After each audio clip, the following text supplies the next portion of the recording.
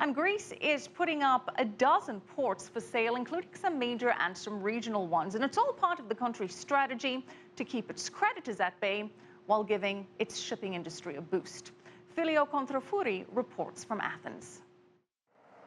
It's full steam ahead for the privatization of Piraeus, Greece's biggest port, a move that hopes to bring in cash for the government, but also jobs for the people.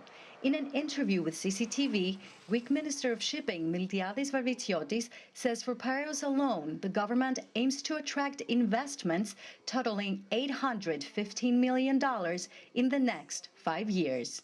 Some of the bidders do not have an international affiliation, like the Ports of America, that they operate 56 ports in the United States, but they don't have one port abroad. So it's the first move that they're making for a port abroad.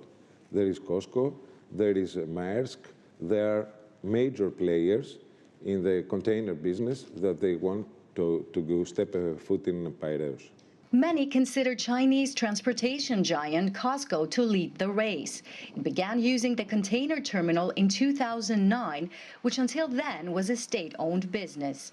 Since then, business has been booming, and China has openly said it wants to further participate in the development of the port.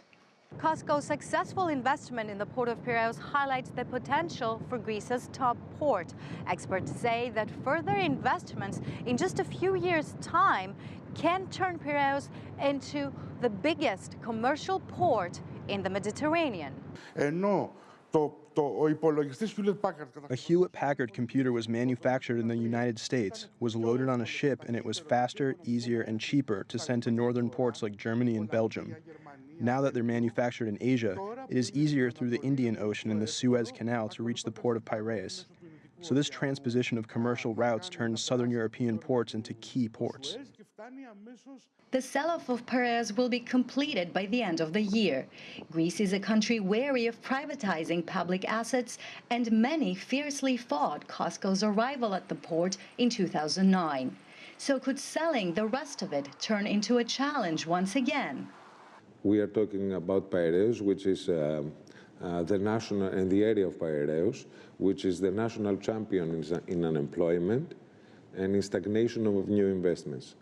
Therefore, I think that in 2014, the minds of the people have changed. They need new investments, they need new jobs, and I think that they are supporting the idea of privatizing the port, combined the privatization with new investments.